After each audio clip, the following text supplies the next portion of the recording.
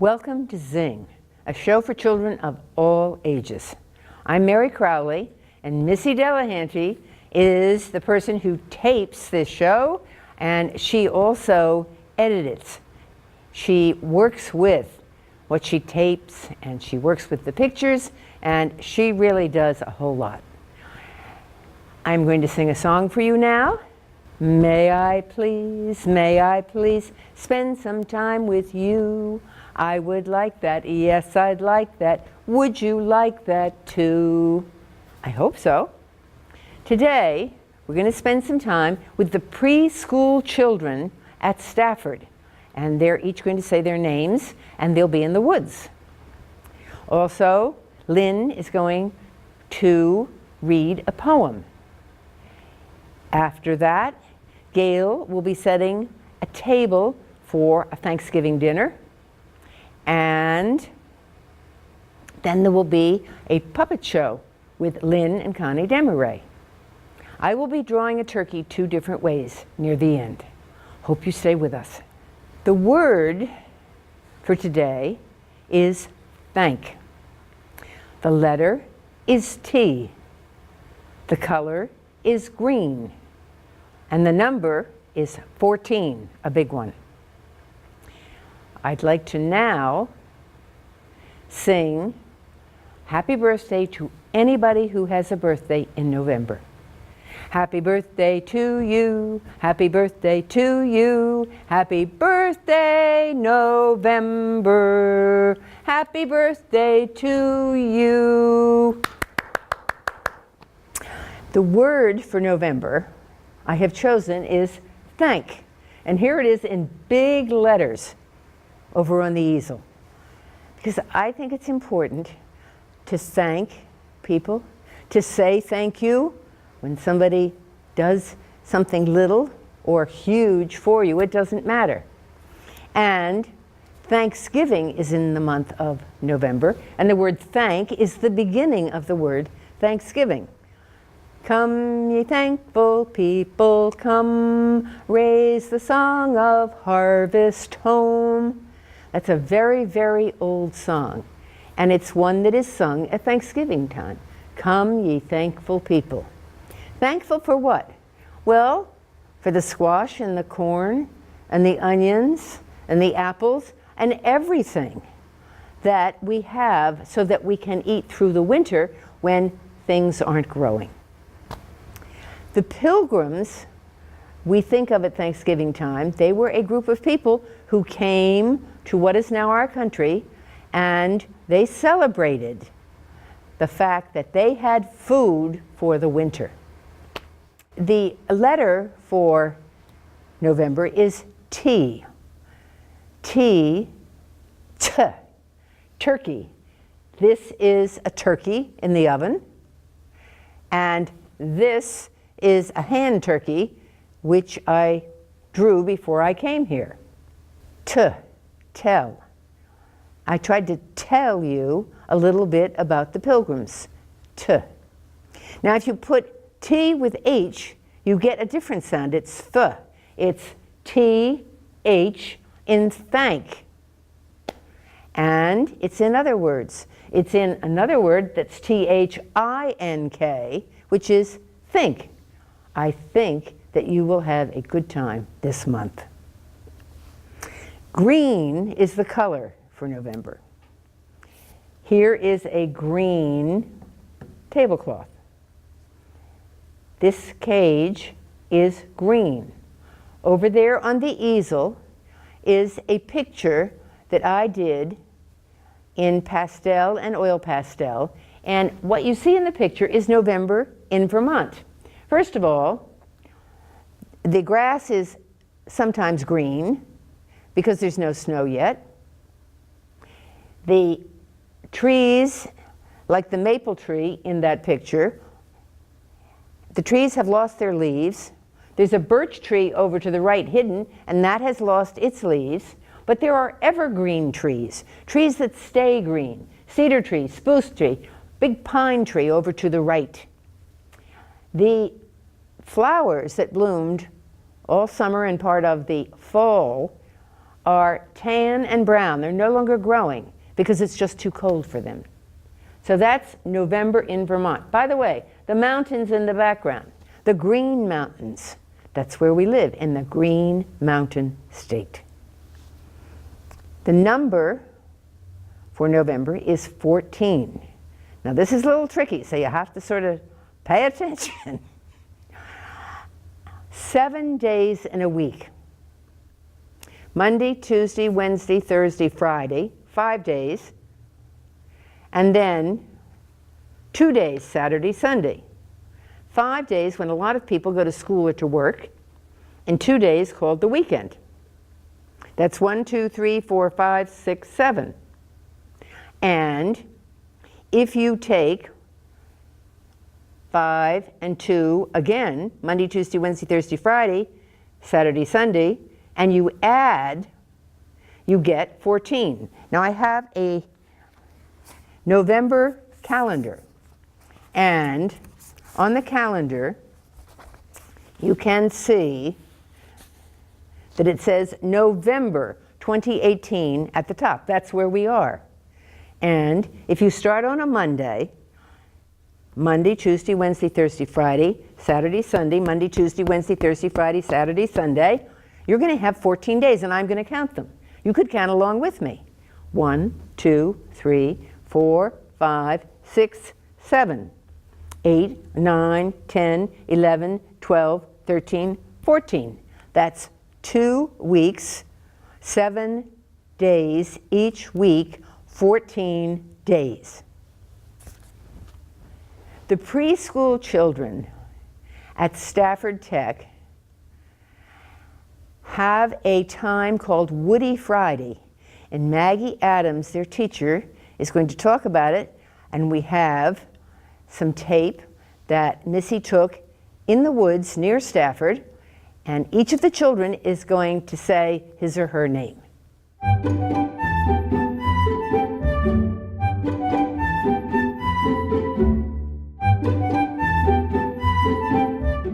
Hi, my name is Maggie Ames, and I'm the preschool teacher at Stafford Children's Center here in Rutland, Vermont.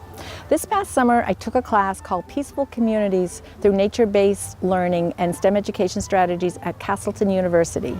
Our challenge was to develop a program that we could do in our preschool center that would get the children outside more. So we decided to have a special day, which we decided to call Woody Friday, since that was a day that was available to do this activity. So we take the children out into the woods for 2 hours, and we do nature-based studies, activities, and a lot of team building. And Rutland High School was generous, and they let us use this high rope climbing course that was available on Friday mornings. So we've been spending the last 3 weeks outside for 2 hours each morning doing this, and the children are loving it. It's been a great opportunity. I'm here with the Stafford Children's Center children. And I'm going to ask each one of them to say their name. And they're just going to file by and say their name. You are? Laura. You can. Hello.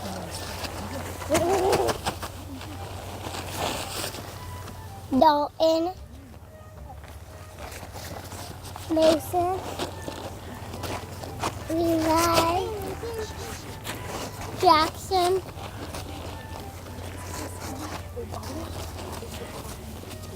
Your name? Brayden.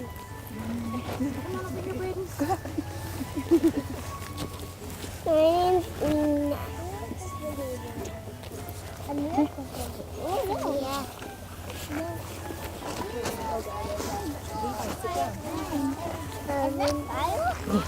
Gavin. Come on, let's go this way. Your name is? Oren. Oren. Carter. Ben. Great, thank you.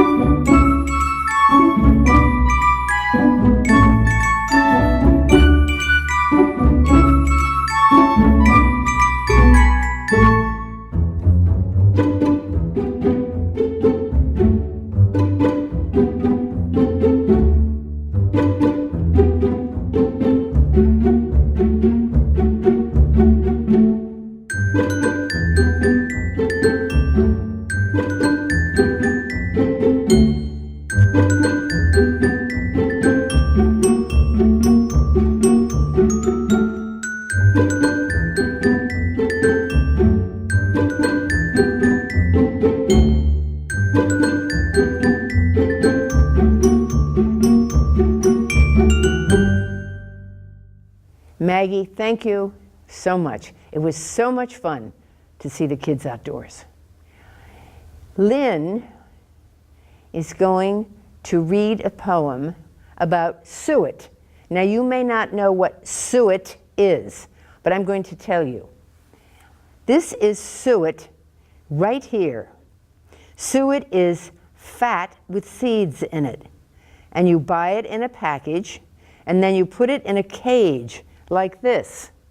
And then you make sure the cage is going to stay together, and you hang it up somewhere. And if you decide to do this, the birds will come. Chickadees and cardinals and woodpeckers and all kinds of other varieties of birds. You will have a good time watching the birds if you put suet up.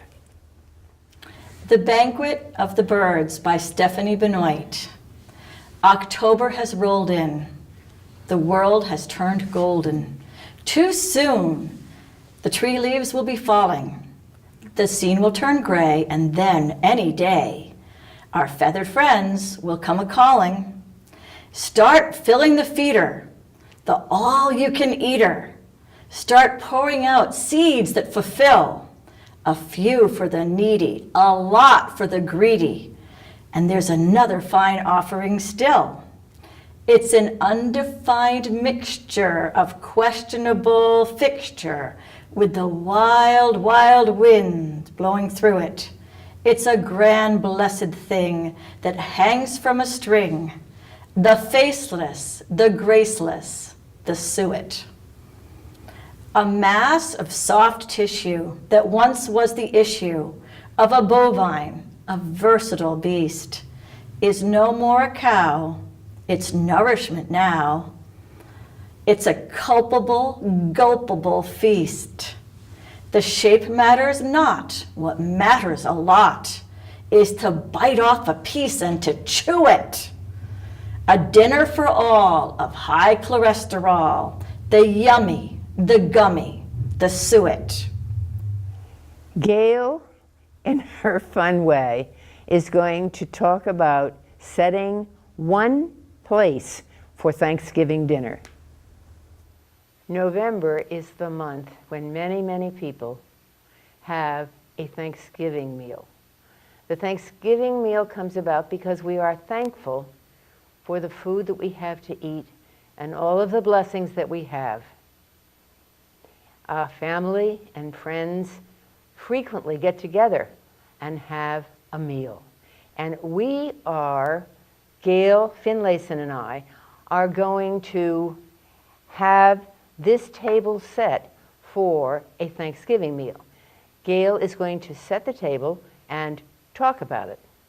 Gale, welcome. Thank you, Mary. Well, the first thing you might notice on the table is we have a centerpiece. Now, the centerpiece is not to be eaten, but it is there to provide something nice to look at. And as you can see, we have the colors of the autumn. The first thing for every place is a place mat. It's usually a rectangle. Then we have a napkin. Now, we have a couple of napkins. As you can see, this is the shape of a Square. square. Excellent. But if we put the napkin out, that's way too big. So we need to fold the napkin. And one way we can fold it is in half. So now, what shape is this napkin? A rectangle. A rectangle. Is that looking good? No. Not quite. So if we fold it in half, again, it's a square. But if we fold it one more time to make a rectangle. then it's Okay. just right. It could go right there with the fold on the inside. However, maybe you wanted to do something a little bit different. You can start off with a square. With rounded corners. Yeah, this happens to have rounded corners. You can use, most of them don't. And fold it in half. And fold it in half again. But take one corner and put it out to the other. And now what shape do you have? We have a triangle. We have a triangle. So you have a choice of a triangle, too. All right, now what's the first thing that we should put out on the table? What are we going to eat off of? Well, we need a plate. We do indeed. And here's a lovely plate in keeping with our harvest colors. And it's a children's size plate since this is a children's program. Absolutely. Not a big plate. Not a big plate. All right, now we have what's called silverware. And it can be made of plastic, doesn't matter. But this is called a Fork. fork. Now, where do we put the fork? All right, the fork goes either on top of the napkin or Yes. this side Your on the preference. left. Here we have a Knife. knife. And where does the knife go? On the other side. On the other side. And does it matter? You notice one end is straight and one side is slightly curved. You know, I've never known the answer to that. Never. Well, we'll just put it like this. I think that's the best way. As long as you don't grab it No. by the curved end, because that's the part that cuts. And here we have a, A spoon. all right, and this is actually a teaspoon. And the spoon goes next to The knife. the knife. That's right. So if you came in to the and found things like this, you would say, goodness me, the maid has made a mistake. This is terrible. We must change things around. What maid? Nobody. I mean, I don't know anybody. who has Now a the maid. fork is next to the napkin. The spoon is next to the knife. But wait a minute. It doesn't look right yet. No. What's it isn't. wrong, Mary? Can you fix it? Sure. Our maid does All not know what right. she's doing. There we go. There's the And then fork. we do this. And we're cooking. There we are. Oh, All right, now ready we for have friends and something to family. eat and cut. But wait a minute, we need to drink. Yes, we do. So here's a glass. This glass is made of actually glass. Now, is this the perfect place to put the glass? No, Well, because we need to put food there. Oh, does the spoon go in there? No. No. How about like this? No. Oh, what am I doing wrong? I don't understand. The Yes, glass. you do. The glass is supposed to be on the side with the knife and the spoon. Yes, I thought. that's right. That's right.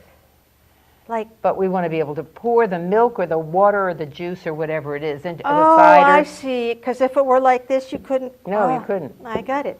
So this is our table setting, and I hope that you will be able to help your mother. Happy eating Yes. and happy a eating. joyful Thanksgiving with family and friends. Thank you for coming. I love the way it looks. Thank you, Gale. That was fun. And the one place setting looks great. Lynn wrote a puppet show for her and for her daughter Connie. And it's all about thank you, because thank you matters so much.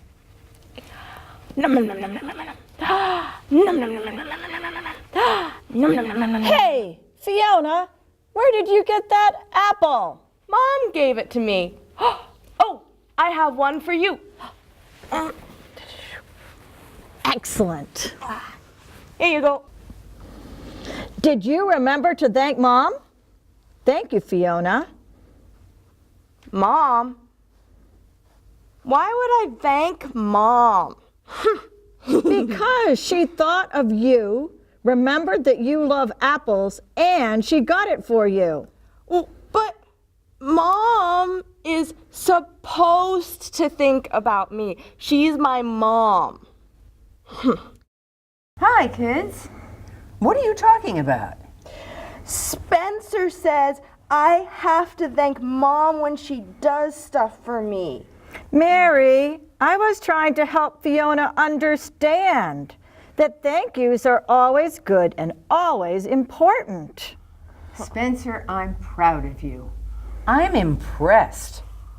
You are right. It is always, always, always a good idea to say thank you. It shows that somebody has been thinking of you and that you know that. But Mom does stuff all the time for me. Like breakfast and reading to me and making me milk and making me peanut butter sandwiches. And she thinks about me even more. I'd be thanking her all the time, and that's all I would say to her. Fiona, that's not true. You have plenty of time to say other things. Thank you. Just 2 words. That doesn't take much time. Thank you. Two of the finest, the best words in the world. Thank you, Spencer, Lynn Desmarais, for being here. Thank you, Mary. Fiona, Connie Desmarais, for being here. The end. Thank you. That was fun. This is drawing time. This is a hand turkey, a fun, quick turkey that I drew and colored. What I'm going to do now is I am going to do a really quick one. So here we go. You put the hand up. You stretch out your fingers. You go around your thumb, around a finger, around another finger, around another finger, around another finger. Then you take this off and you make the body of the turkey. You say, that's a turkey? Well, not yet. You connect these so they look like a turkey. Then put a beak on the turkey. Then put an eye. Then put the wattle. Then put one leg, another leg, feet. And there you've got a turkey. And you can color it with markers or crayons or both and just have a very, very, very good time. I love hand turkeys. They look like turkeys. Here, I like this. All right, so enough of that kind of turkey. Now we go to a wild turkey.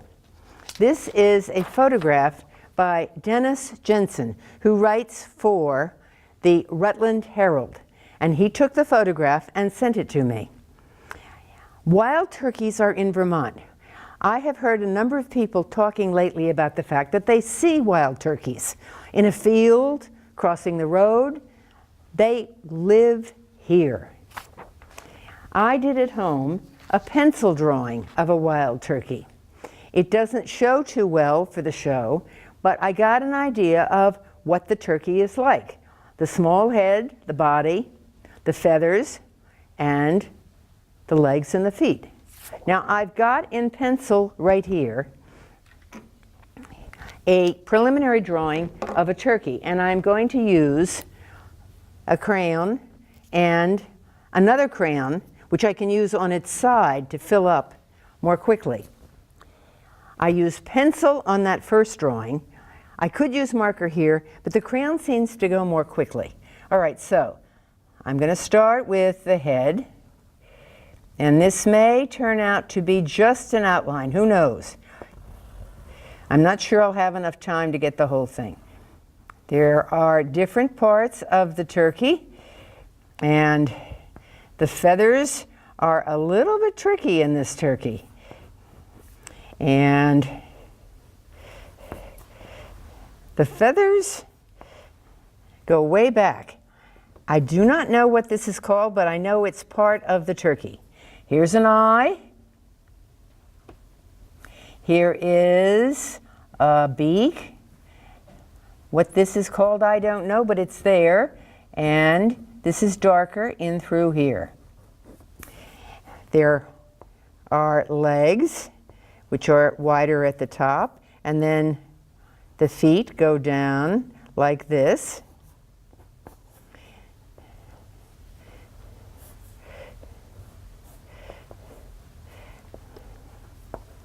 Now, Dennis Jensen's photograph shows the turkey in the snow, but I'll just pretend that the turkey's walking along in a grassy place.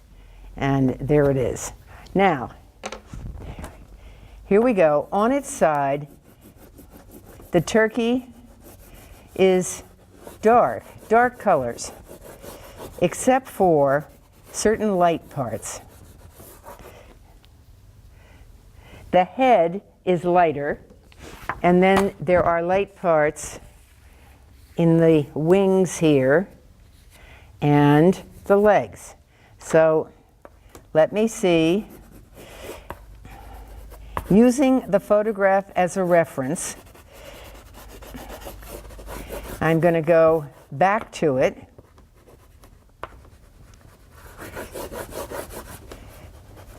And just take a look.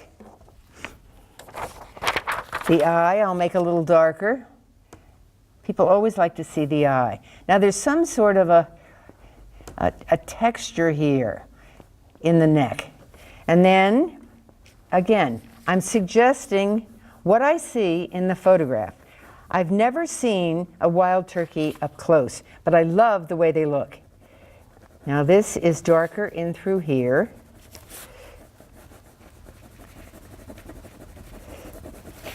And then come layers of, I guess, feathers. This is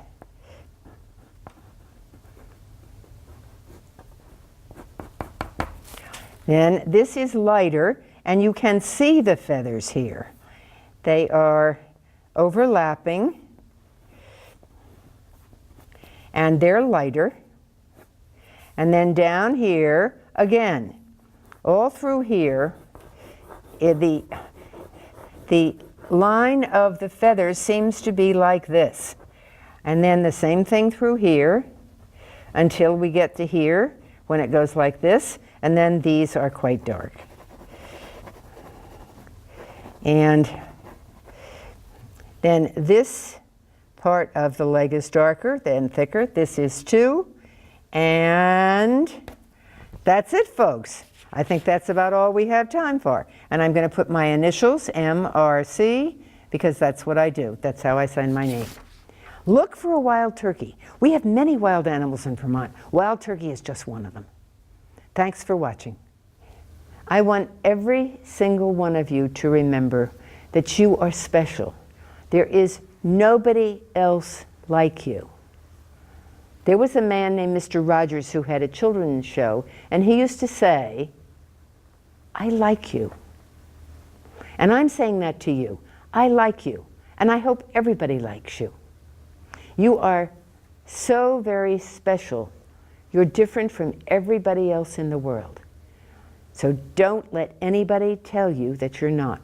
And I brought along the star bear. I'll always have the star bear, I hope, to remind you that you're a star. Yes, you are. You're a bright and shining star. Special star, special star, special, special, special star. Thank you so much for joining me. See you next time. December.